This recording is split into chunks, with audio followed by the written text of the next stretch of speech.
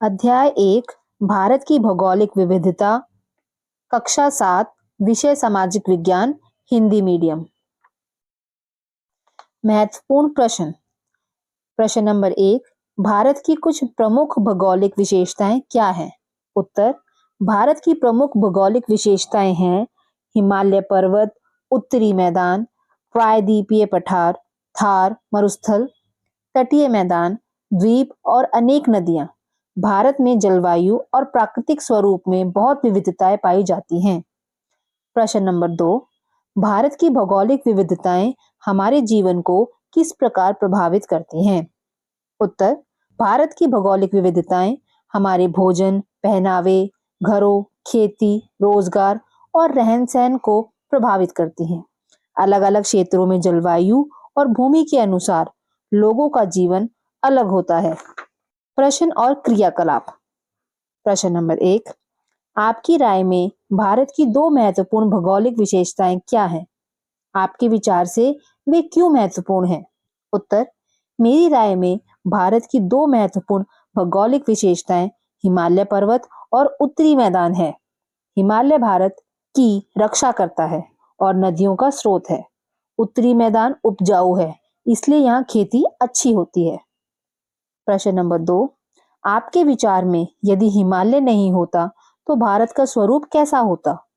अपनी कल्पना को व्यक्त करने के लिए एक संक्षिप्त टिप्पणी लिखिए और चित्र द्वारा अभिव्यक्त कीजिए। उत्तर यदि हिमालय नहीं होता तो भारत में बहुत ठंडी हवाएं आती, बड़ी नदियां भी इस रूप में नहीं होती, खेती और जलवायु का बुरा प्रभाव पड़ता, भारत की प्राकृतिक सुरक्षा भी कम हो जाती। प्रश्न नंबर 3 अध्याय में दी गई जानकारी के आधार पर बताइए कि भारत को लघु महाद्वीप क्यों कहा जाता है?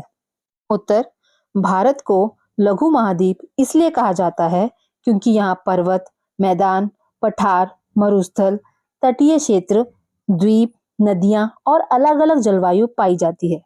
यहाँ बहुत अधिक भौगोलिक विविधताएं हैं। प्रश्न नंबर 4 भारत की किसी प्रमुख नदी को मानचित्र में दिखाइए। उसका उद्गम कहाँ है और यह समुद्र में कहाँ मिलती है? इसकी यात्रा के दौरान लोग इस नदी का विभिन्न प्रकार से कैसे प्रयोग करते हैं? अपनी कक्षा में इस पर चर्चा कीजिए। उत्तर गंगा नदी का उद्गम गंगोत्री हिमनद में होता है। यह बंगाल की खाड़ी में मिलती है। लोग इसका उपयोग सिंचाई, पीने के पानी, यातायात, मछली पकड़ने और धार्मिक कार्यों के लिए करते हैं। प्रश्न नंबर 5 भारत के दक्षिणी भाग को प्रायद्वीप पठार क्यों कहा जाता है? उत्तर भारत के दक्षिणी भाग को प्रायद्वीपीय पठार इसलिए कहा जाता है क्योंकि यह तीन ओर से जल से घिरा है और ऊंचा तथा चट्टानीय भूभाग है। प्रश्न नंबर 6 इस अध्याय में वर्णित यूनेस्को द्वारा मान्यता प्राप्त कौन से धरोहर स्थल आपको अधिक रुचिकर लगे? इनके रोचक तथ्यों का संक्षिप्त में वर्णन कीजिए। उत्तर मुझे कांजीरंगा राष्ट्रीय उद्यान और सुंदरबन अधिक रुचिकर लगे। कांजीरंगा एक सींग वाला गैंडे के लिए प्रसिद्ध है। सुंदरबन विश्व का बड़ा मैंग्रोव वन है और यहाँ रॉयल बंगाल टाइगर पाया जाता है। प्रश्न नंबर 7 इस पुस्तक के अंत में दिए गए भारत के भौतिक और राजनीतिक मानचित्रों को देखिए। आप अभी जिस क्षेत्र में हैं उसकी पहचान कीजिए। आप भारत की किस भौतिक विशेषता का उपयोग इस स्थान का वर्णन करने के लिए करेंगे? उत्तर मैं दिल्ली में रहता हूँ। मानचित्र में दिल्ली उत्तरी भाग में स्थित है। भारत की भौतिक विशेषताओं के आधार पर दिल्ली को उत्तरी मैदान का भाग कहा जा सकता है। यह क्षेत्र अधिकतर समतल और उपजाऊ भूमि वाला है। यहाँ आने जाने की सुविधा अच्छी है और जनसंख्या भी अधिक है। प्रश्न नंबर 8 भारत में खाद्य संरक्षण के उपाय जगह जगह पर भिन्न हैं, जो स्थानीय परिस्थितियों के अनुरूप होते हैं। कक्षा परियोजना के अंतर्गत खाद्य संरक्षण के विभिन्न उपायों के बारे में जानकारी एकत्र कीजिए।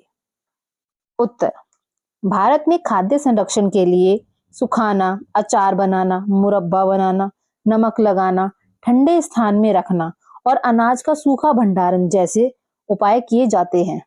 यह उपाय स्थानीय जलवायु के अनुसार अलग-अलग होते हैं। प्रश्न नंबर 9, इतने अलग-अलग भौतिक स्वरूपों पर्वतीय, मरुस्थलीय, मैदानी, तटीय इत्यादि के साथ भारत एक विशाल देश है। भारत की भौगोलिक स्थिति ने लोगों को एकजुट रहने के किस प्रकार सहायता की है? इसके बारे में आपका क्या विचार है? उत्तर, भारत की भौगोलिक स्थिति ने लोगों को एक दूसरे पर निर्भर रहना सिखाया है।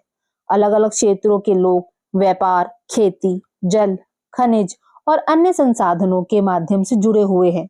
यही विविधता भारत की एकता को मजबूत बनाती है।